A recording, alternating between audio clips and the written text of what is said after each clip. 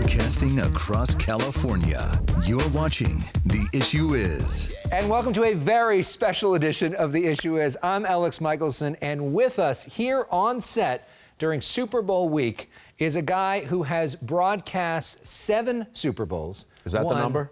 29 Emmys. I think the greatest sports broadcaster of all time. Bob Costas here on set. Welcome back to The Issue Is. You cannot say this in Southern California.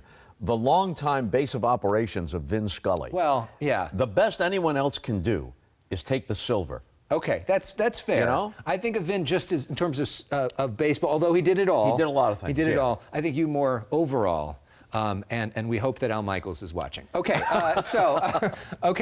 so let's start. It is Super Bowl week. You've been a part of so many Super Bowls, as has Al Michaels. Yes. Chiefs versus Eagles, your thoughts? I think it's a heck of a matchup. The Eagles have a better team overall, but as good as Jalen Hurts is, Mahomes has the advantage there. So it would seem to me, lots of things can happen in a single game, but it would seem to me that if the Chiefs win this game, then Mahomes has to have a terrific game for that to happen. Let's talk more broadly about the Super Bowl itself, because it has become a cultural experience unlike anything else in America. And at this time in America, we're all so divided. Everybody's looking at their phone all day, but yet over 100 million people watch this.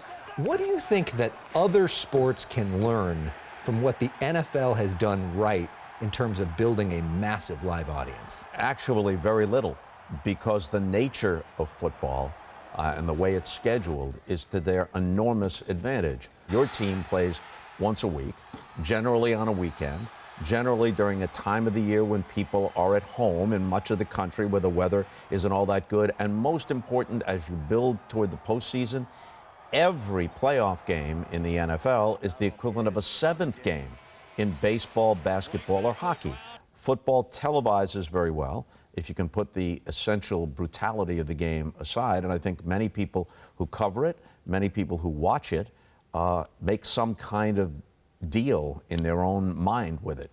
They know the nature of it. They know what's happening, not just the specific things that happen on the field, but the attrition and the people who at age 50 won't remember where they left their keys or how to drive home or what their kids' names are.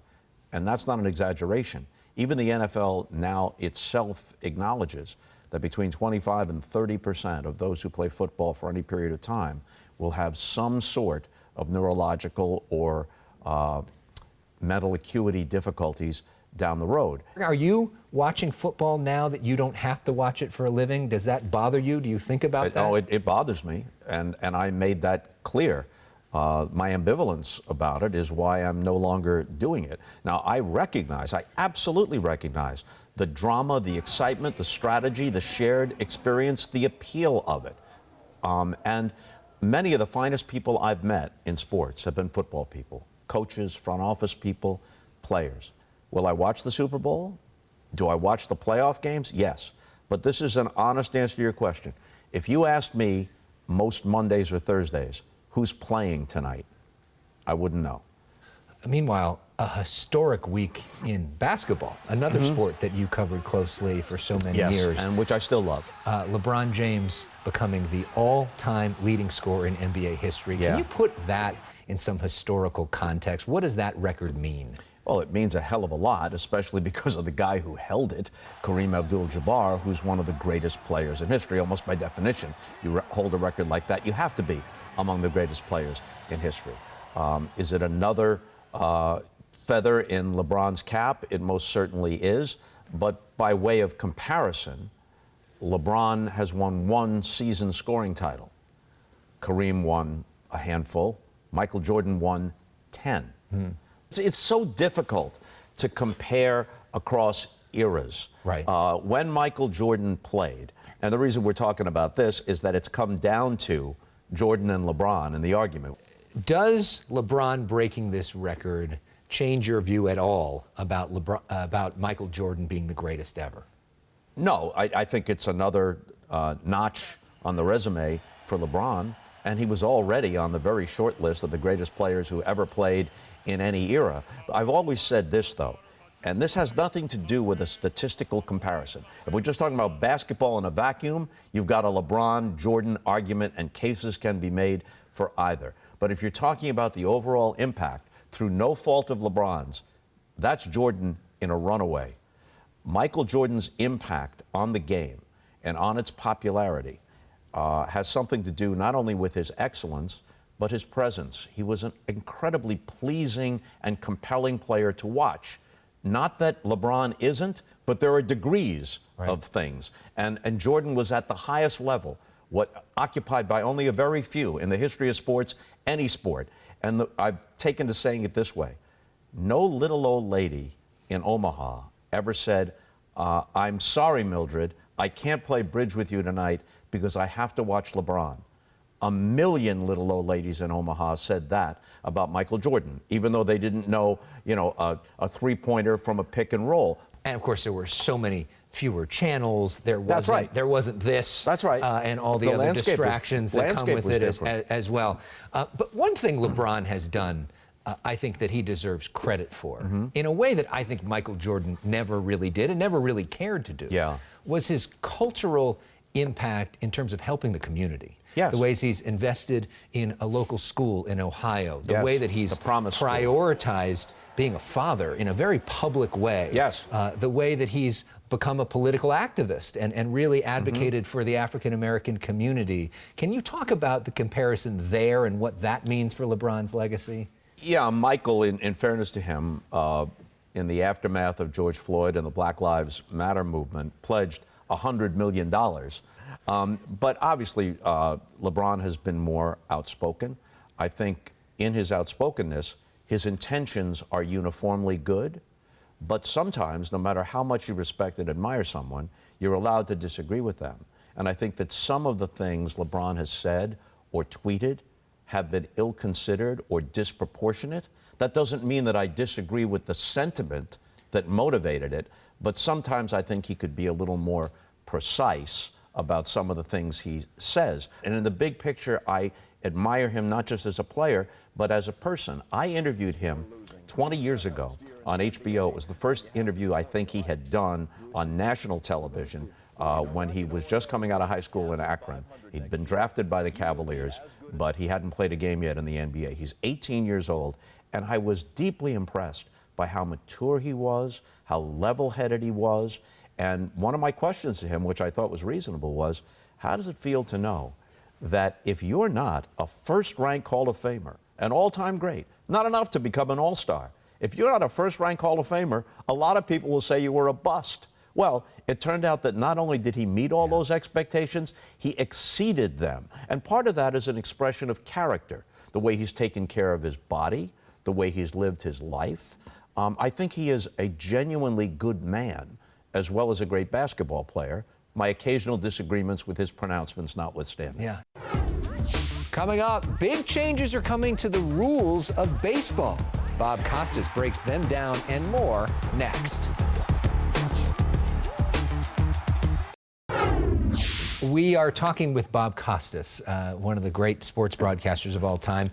When we talk about sports, though, your ultimate passion is baseball. Yes. And baseball is going to have a lot of changes this year. There's going to be a pitch clock. There's going to be changes when it comes to the shift, which is where defensive players are allowed to stand out on the field. Do you think these changes are good? Yes. Baseball is supposed to have a pleasing, leisurely pace. That's always been part of its appeal. There's no clock like other sports. Well, now there will be a pitch clock because it was necessary, but it has a pleasing, leisurely pace at its best. It's not supposed to have a plodding, lethargic pace, and that has too often been the case. So the pitch clock will help with that. The minors give us an idea. It won't be exactly the same in the majors, but when they put it in place in the minors, it sped games up by an average of like 25 minutes a game. Outlawing shifts, the reason why teams shift, and the Dodgers, by the way, were among the very best at that. Their analytics were elite. The reason why teams did it was because it worked, but it worked to thwart offense. You want the ball in play. You don't want as many strikeouts. Right now in baseball, the overall strikeout rate is roughly equal to Nolan Ryan's career strikeout rate. When there are more strikeouts overall in baseball than base hits, as there have been in the last few years, you've got a less appealing game. You know, some Dodger fans are disappointed that they didn't do more in the offseason. Who do you think right now are the favorites in the National League and the American League to win the World Series next year? I think the Dodgers are still the favorite to win their division. The Braves and the Mets are very strong in the East. The Cardinals are probably the best team in the Central Division. In the American League, the Astros, even though Verlander defected to the Mets, they're so deep and they're so good. Seattle in their division is trying to improve, and the Angels with Trout and Ohtani someday. You can't waste two of the greatest players ever on a team that never makes it to the postseason. Get one playoff game in there. Right. I mean, how the hell can Mike Trout, arguably over time the best player of his generation, be essentially unknown to people outside Angel territory? Yeah, and that includes a lot of people in Southern California who focus on the Dodgers and don't really even focus on the Angels. Maybe, yeah. Still to come, Bob Costas on Tom Brady, the broadcaster. What's his advice? Goat to goat. We are talking with Bob Costas. We're talking about great broadcasters. Tom Brady is about to become a broadcaster. Going to start next year, 2024, going to give himself a year to decompress and also learn this. We know there have been so many great players who are not great broadcasters, and that's been a problem in the past. You've worked with so many people, including some at the start of this. What's your advice to him in terms of what he should do to study, to learn, to be better at actually being a broadcaster? Well, first, before he starts, I'm very surprised that this Sunday, Fox is not using him on the Super Bowl. They can say to him, hey, Tom, you want to take a gap year? You want to start in 24? That's fine. But we have the Super Bowl, and you've played in 10 of them, and you're fresh off the field. We don't want you in the booth. Right. You know, Greg Olson has that covered with Kevin Burkhardt. But we had a 6-hour pregame show. Sit next to Terry Bradshaw. Right, and a halftime and a postgame. Right. You know, you're not going to increase the rating of the game, but you could probably increase the rating of the pregame, especially in the early hours before kickoff approaches, by having him there. I'm very surprised that they didn't insist upon that. But if he is intent... They're not paying him enough money for that. Okay. Yeah, right. It's almost $400 million. Right. Geez, Tom, for $400 million, could you give up a weekend? Could you come to Phoenix? We'll charter you in. Anyway, if he's intent, and I think that Tom's nature is, if he's going to do something, he's not going to do it without full commitment. I would say that he has to do some version of what he and Peyton Manning and the best at his position have done. They've got to study tape. They've got to look at it. They've got to figure out not just the points they want to make, but what's the pace and rhythm? Where do you get in and where do you get out? Watch the guys that are the best at it and see if this is what you really want to do. Without diminishing what happens on a pregame show, to prepare to do what Troy Aikman does or what Tony Romo does requires more work, requires more study. Since we're talking about great broadcasters and learning from people, who would you say are the top 3 broadcasters you've worked with as maybe partners in the booth or people in the studio, other people? I've been lucky. I've worked with some great people in the booth, and they were great for different reasons. The most fun was Bob Uecker, who still in his late 80s does the Brewers radio and sounds just the same as he did in the prime of his career. Mr. Baseball, you have to be of a certain generation to understand. He was on with Johnny Carson like 100 times. And also in Major League. Right, in the Major League movie. Yeah. I mean, a great dry sense of humor. And when he was in a 3-man booth with me and Joe Morgan, then the combination was right. I did basketball on NBC in the 90s with Doug Collins. And Doug, who was a terrific player himself, maybe is the best analyst in the history of the NBA. There are others, but he was really good. Plus, he's a good broadcaster. You can know a lot, but if you can't figure out how to express it concisely and get in and out, then it's not as effective. I'm leaving people out. In the studio, I loved working with Ahmad Rashad. And I think that Ahmad was underrated or underappreciated by television critics because they looked at it and said, well, he's not journalistic like Bob, or he's not like Jim McKay or Vin Scully or whatever the hell it is. Yeah, but he was great as Ahmad Rashad. And you should have been around him to see the way athletes responded to him. That is a quality. If I was starting a sports network and a staff, and you said you can hire 5 or 6 people, Ahmad Rashad would definitely, in his prime, definitely be one of them, because you just think of him on the sideline in the NBA, his relationship with Michael Jordan. Right. His job wasn't to be Mike Wallace asking him prosecutorial questions. His job was to engage Michael Jordan, and he did. And every other athlete responded to him in any sport in that way. Plus, he was so much fun. Yeah. We got each other, and I could set him up and throw a line his way. I just loved his company. Up next, we have some fun. Bob Costas plays our personal issues game and more. Stay with us. We're with Bob Costas on the issue is we play a few games here on the show. These are quick fire things. Yeah. One of the games is called the name game, which is where we're going to just put up a name and then the first thing that comes to mind. Okay. Sort of one word or a real short answer. Keeping myself to one word is a I know. challenge. Well, but there's Al as Michaels. we've seen after. Okay, here we go. Al Michaels. Mount Rushmore. Vin Scully. Top of Mount Rushmore. Howard Cosell. Howard Cosell in one word. Brilliant and obnoxious, depending upon the moment. Shall I tell you a Howard Cosell story that's very brief? Afterwards. Let's go through this. Mike Tirico. Excellent and versatile. Yeah. Excellent in so many different roles. Basically, your successor at NBC. Kirk Gibson. Most theatrical baseball moment I have ever witnessed and been part of. Yeah, and that was part of our last show with Bob, which people should watch. Michael Phelps. Most decorated Olympian. You can argue for others, but if it's just the most decorated, he's the guy. Michael Jordan. In my view, best basketball player ever. And finally, Mickey Mantle. Here's your answer. Wow. That's his 1958 baseball card.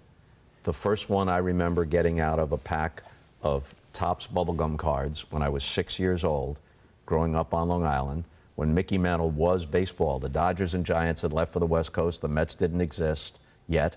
The Yankees were the best team in the American League. Mickey Mantle was their glamour boy, Triple Crown winner, MVP. And later, as luck would have it, Mickey and I became very good friends subsequent to his playing career. And his family asked me to be among the eulogists at his funeral. And widely regarded as one of the great eulogies of all time, Bob's words about Mickey Mantle as well. We do, Howard Cosell, your quick Howard Cosell story. Okay, first time I met Howard, who, all kidding aside, I admired. Right. He wasn't that nice to you, He right? was brilliant at his best, and he was brave. He was journalistically brave. He stood up for Muhammad Ali. Eventually, everyone got it, but he got it early on. He took a lot of stances like that, rubbed people the wrong way, but I admired him. On the other hand, he could be a little overbearing. So the first time I run into him is at the 1983 World Series, Phillies against the Orioles in Baltimore at the old Memorial Stadium. And there's Howard Cosell. I'm a young broadcaster. I've just broken in at NBC. And there's Howard Cosell standing in the doorway of the broadcast booth where he's about to call the World Series with Al Michaels and Earl Weaver. And he's standing there in that hideous yellow ABC blazer, the toupee perched precariously atop his head. And he's wielding a cigar about half the size of a Louisville Slugger. So it's prototypical Howard Cosell. And I walk up, I say, Mr. Cosell, my name is Bob Costas. It's a pleasure to meet you. And he goes, I know who you are. You're the child who rhapsodizes about the infield fly rule. I'm sure you'll have a fine career. And he flicked the cigar ash and walked back into the booth. And for a split second, I'm thinking, this is the biggest schmuck I've ever met. But then in the next second, oh, no. I just got the full Howard Cosell treatment. Yeah. It's like Don Rickles, ripping you a new one. It's all good. I love it. And here it is 40 years later, I still have a story. And a great talk show story, too. Yeah. All right, finally, to wrap things up, we play a game called Personal Issues. This is to get to know you a little bit better. We put 30 seconds up on the clock. In 30 seconds, I can't cover all my personal issues. Yeah, okay. So we start off with, what is your all-time favorite TV show? As a kid, The Honeymooners, being objective, Seinfeld. Now, What is Curb Your Enthusiasm, kind of related. All-time favorite musician? It's tough.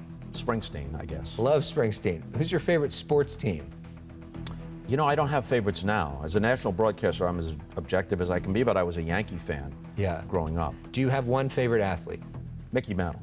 And best place to relax? You know, is that the bell that says the 30 seconds are up? Yeah. You know, the best place to relax for me, I will not reveal the address, but I spend much of the year in New York, but we have a place in Orange County, which is right on the water, on the Pacific Coast Highway. And you and I have gotten together there, and it's pretty darn relaxing. That's pretty nice. Bob, you are the best. I think you're the best that have ever done something like this, and we all love Vin Scully, the greatest of all time. To have you here on our set doing our little show means the absolute world. You're a little show. Yeah. You realize that over the next 10 years, if you weren't already, you'll be way more significant than me. No, I'm on the back nine at about the 16th or 17th hole. And you're just reaching, you're not even at the turn yet. Yeah. And you've already scored several birdies. Oh, well, thank you. We're all Have trying I strained that metaphor enough? We're all trying to be more like you. It means the world to have you here. Thank you so much, Bob Costas, on The Issue Is. We really appreciate it. We end this week with one of my favorite songs of all time, Randy Newman's I Love L.A., in honor of LeBron James, because Mayor Karen Bass did something cool to recognize LeBron and Kareem as two L.A. legends this week, highlighting City Hall. Right. And it was all lit up in purple and gold this week. You know, I'm glad that from the Randy Newman catalog, you selected I Love L.A. rather than Short People. Leave it there. Bob Costas, the man, the myth, the legend. Thanks for watching The Issue Is. We'll see you next week. We love it.